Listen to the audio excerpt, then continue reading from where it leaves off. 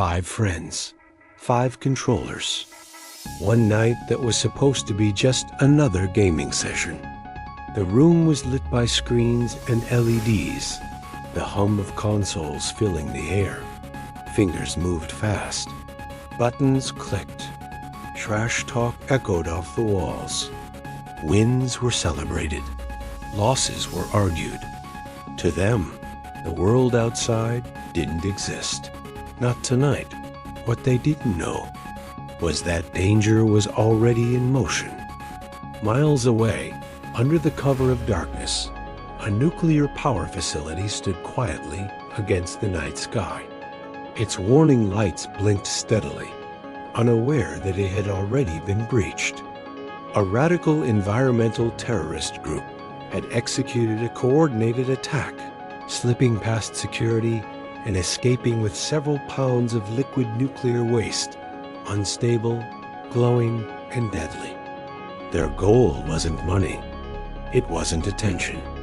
They planned to weaponize nature itself, to create an army of plant-based mutant-living weapons designed to reset the world by force. But plans don't always survive reality. Federal agents picked up the trail within minutes.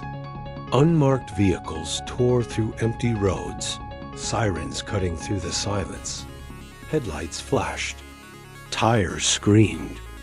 Gunfire erupted as the chase pushed out of the city and into rural land. The terrorists drove recklessly, desperate, their stolen cargo pulsing with unnatural energy in the back of their vehicle. Each turn brought them closer to escape or destruction. That escape ended near a quiet house on open land. The crash was violent. Metal twisted. Glass shattered. The vehicle skidded off the road and slammed to a halt, smoke pouring into the night air. Federal agents surrounded the wreck, weapons raised, shouting commands that echoed across the fields. Back inside the house, the game froze. Controllers paused mid-match. The 5 friends' brown-skinned males looked at each other. They heard the crash. They saw the flashing lights. Curiosity pulled them outside. They didn't know they were walking toward the moment that would change everything. As they stepped onto the land, the terrorists' vehicle began to glow. Cracks formed along the metal frame. The liquid nuclear waste, destabilized by the crash, reacted violently with the surrounding environment. The explosion came without warning. A blinding flash ripped through the night. A shockwave tore across the land, throwing federal agents and the 5 friends backward. The air burned. The ground shook. Glowing nuclear liquid sprayed outward, soaking the soil, the plants, and them. Silence followed. Then the rain. They lay scattered across the ground, unmoving. Around them, the land itself reacted. Grass twisted, vines crept, leaves glowed faintly beneath the moonlight. Time passed. When they finally stirred, something felt wrong.